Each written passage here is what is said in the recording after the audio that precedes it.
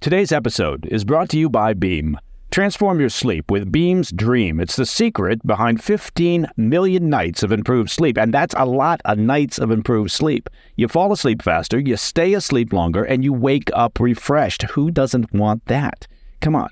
Get up to 40% off at shopbeam.com/PDB and use code PDB.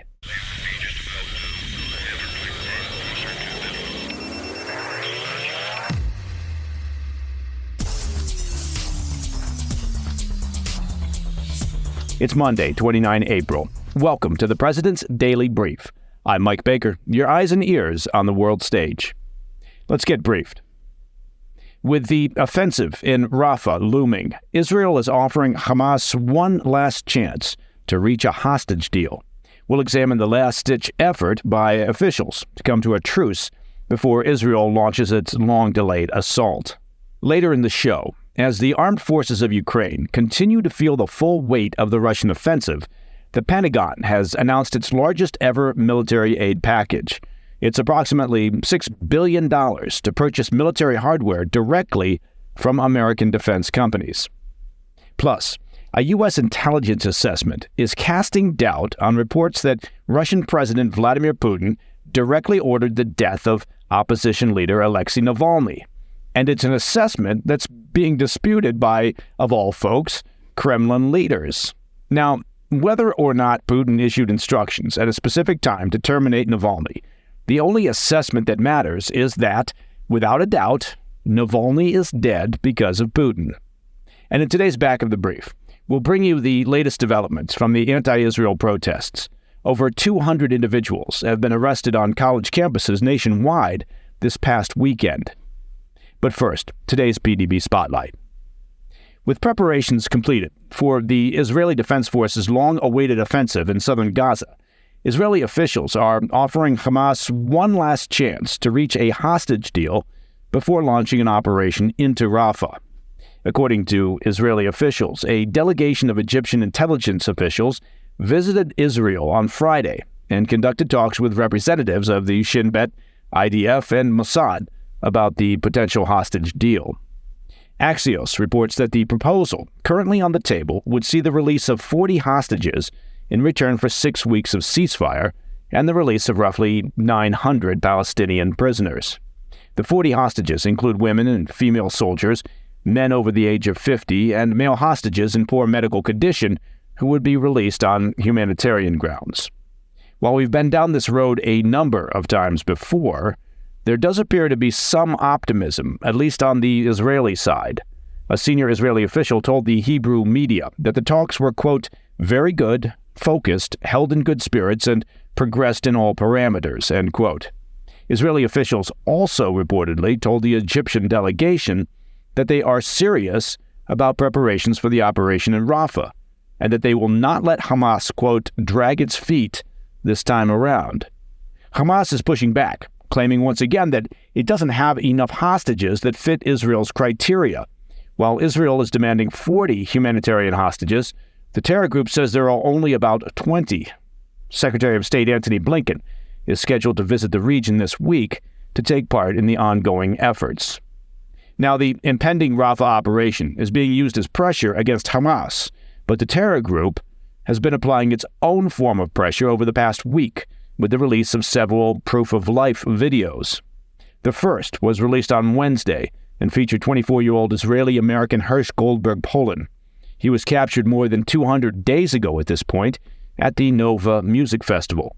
In the video, the young man delivers a number of insults at Israeli Prime Minister Netanyahu for failing to secure a deal for the remaining hostages' release. Now, mind you, he's a hostage himself. He's currently under duress. And he was likely instructed on what to say.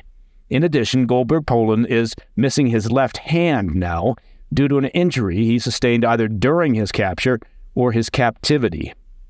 Another video was also released of 64-year-old American hostage Keith Siegel, a native of Chapel Hill, North Carolina. Siegel was kidnapped on October 7th from Kibbutz Kfar Aza. In the video, a gaunt and exhausted-looking Siegel says, quote, "We are in danger here. There are explosions. It's stressful and frightening, and it's been going on for a very long time," end quote. Siegel's wife, Aviva, was among dozens of hostages freed back in November as part of a week-long ceasefire agreement between Hamas and Israel. All right, coming up after the break, the Pentagon rolls out its most substantial military aid package to Ukraine yet, $6 billion earmarked for purchasing equipment from U.S. defense contractors. Plus, a U.S. intelligence assessment questions claims of Putin's involvement in the death of opposition leader Alexei Navalny, a report that the Kremlin is actively challenging. Correct. The Kremlin seems irritated that Putin isn't getting credit for Navalny's death. I'll be right back.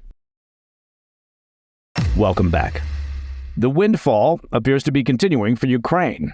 Just days after announcing the first billion-dollar tranche of aid for the Ukrainian military, the Pentagon announced its single biggest package for the embattled nation to date, totaling over $6 billion. According to the Department of Defense, it will include much-needed equipment to boost Ukraine's air defenses, like radars and additional munitions for Patriot air defense systems. It's also said to include surface-to-air missiles, artillery rounds, and additional ammunition for high-mobility artillery rocket systems known as HIMARS. Now, unlike the billion-dollar aid package announced last Wednesday, which will draw from weapons and ammunition from existing U.S. military stockpiles, the new gear is going to take some time to make its way to the battlefield. This latest package falls under what's called the Ukraine Security Assistance Initiative, which allows Ukraine to purchase hardware directly from U.S. defense contractors like Lockheed Martin or Raytheon. Secretary of Defense Lloyd Austin told reporters at the Pentagon, quote, "You can rest assured that we're going to move as fast as we can to get them the capability as fast as industry can produce, but we will have to move at the speed of industry," end quote. Austin added that some of the new funds will go to help build up Ukraine's own defense industry so that it can produce more of the ammunition Kyiv needs in its war with Russia domestically. Meanwhile, in the face of the Russian onslaught, the situation on the ground, well, it continues to deteriorate for Ukraine. Many of the weapons promised by the U.S. have yet to make it to the front, and the Ukrainian military continues to struggle with a shortage of ammunition, manpower, and air defenses. Amidst heavy combat in eastern Ukraine, Ukrainian forces have been compelled to retreat from their positions as Russian troops continue to push forward along the front. Ukraine's military leadership, led by Commander-in-Chief Alexander Syrskyi, acknowledged that their forces had repositioned in the Donetsk region after a rough couple of weeks. In a post on Telegram on Sunday, General Syrskyi said, "The situation at the front has worsened." However, Syrskyi added that while Moscow has made some tactical gains in the east, they had not managed to secure any significant operational leverage. All right, moving from the Eastern Front in Ukraine over to Moscow. It's been a little over 2 months since the death of Russian opposition leader Alexei Navalny. The circumstances under which he died remain somewhat mysterious. Yeah, possibly, but you could also say not that mysterious. But according to a report in the Wall Street Journal, U.S. intelligence agencies have determined that Russian President Vladimir Putin didn't order Navalny's death. Let me just repeat that. According to a report in the Wall Street Journal, U.S. intelligence agencies have determined that Russian President Putin didn't order Navalny's death. Sounds like we're mincing words here. If you'll remember, back in February, Navalny died at the Arctic Polar Wolf prison colony, where he'd been serving a 19-year sentence on charges of extremism. And extremism in Russia is whatever Putin says it is. According to Russian prison services, the 47-year-old collapsed and lost consciousness after a walk. He went for a walk in the Arctic prison. Russian officials have maintained that Navalny died of natural causes. The journal reports that the intelligence assessment was based on a number of factors, including some classified intelligence and an analysis of public facts, such as the timing of his death and how it overshadowed President Putin's landslide re-election back in March. European intelligence officials are skeptical of the U.S. assessment. According to security officials from several European nations who spoke to the journal, they find it doubtful that harm could have come to Navalny without the president's prior awareness in a system as tightly controlled as Putin's Russia. Of course, the assessment is being rejected by those close to Navalny, most of whom continue to insist that the death was orchestrated by Putin. In a statement, Leonid Volkov, a longtime ally, called the idea naive. Volkov said, quote, "Those who assert that Putin wasn't aware clearly do not understand anything about how modern-day Russia runs.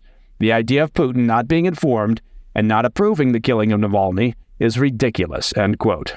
Now, you would think that the Kremlin would see this as some sort of vindication. I mean, they've been fighting back against calls for an international investigation of Navalny's death and have denied any involvement whatsoever. We don't know. We have no idea what happened. Instead, well, oddly, they're pushing back against the findings. A spokesman for President Putin, Dmitry Peskov, told Russia's state-run media on Saturday, quote, "I would not say that this is high-quality material that deserves any attention." He added that the report was likely full of, quote, "some very empty reasoning," end quote. Well, okay. So, you may not have asked for it, but here's my assessment of Navalny's death.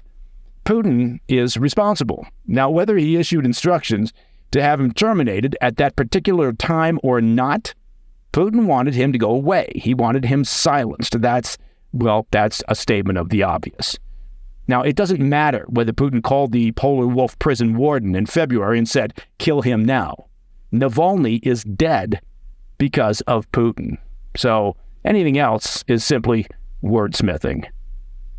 Coming up in the back of the brief, the latest from the anti-Israel protests, as arrests top 200 on college campuses around the country this weekend. Now, no word yet on whether any of the 200 arrested can spell the word intifada. More on that when we come back. In today's back of the brief, it was a busy weekend for law enforcement as more than 200 anti-Israel protesters were arrested on college campuses across the United States. According to reports, at least 100 students were arrested at Northeastern University in Boston on Saturday, and at least 69 at Arizona State University in Tempe, with police clearing unauthorized encampments on university property. Arrests were also made at Indiana University in Bloomington and Washington University in St. Louis. At California Polytechnic University in Humboldt, the administration has announced that its campus will remain closed for the rest of the semester due to the ongoing protests and the occupation and vandalism of several campus facilities. Way to stand up to the protesters, California Polytechnic University in Humboldt. Now, last week, a group of 45 protesters at that school barricaded themselves inside one of the buildings. Law enforcement was eventually called in, and after a prolonged standoff, at least 3 protesters were arrested. Meanwhile, at Columbia University in Manhattan, where it basically all began, negotiations remain ongoing between student protesters and university officials. Despite deadlines for vacating the premises, hundreds of protesters remain on the school's west lawn.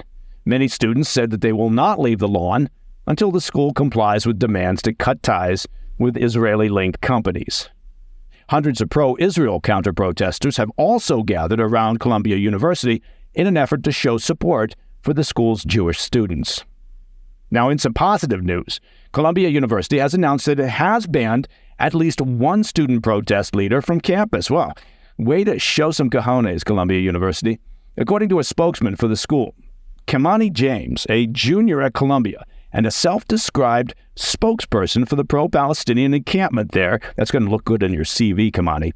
He was banned after a video surfaced in which he declared, quote, "Zionists don't deserve to live," end quote, during a January meeting with school administrators.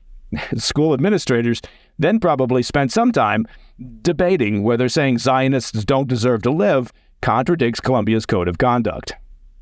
Now, Kamani James, who uses he, she, and they pronouns, well, look at that. Kamani has the entire spectrum covered. Well, he, she, and they apologized for wishing death on Zionists, but, well, you know, once a Nazi, always a Nazi. And that, my friends, is the President's Daily Brief for Monday, 29 April. If you have any questions or comments, please reach out to me at pdb@thefirsttv.com. And to listen to the show ad-free, become a premium member of the President's Daily Brief by visiting pdbpremium.com. I'm Mike Baker. I'll be back later today with the PDB Afternoon Bulletin. Until then, stay informed, stay safe, stay cool.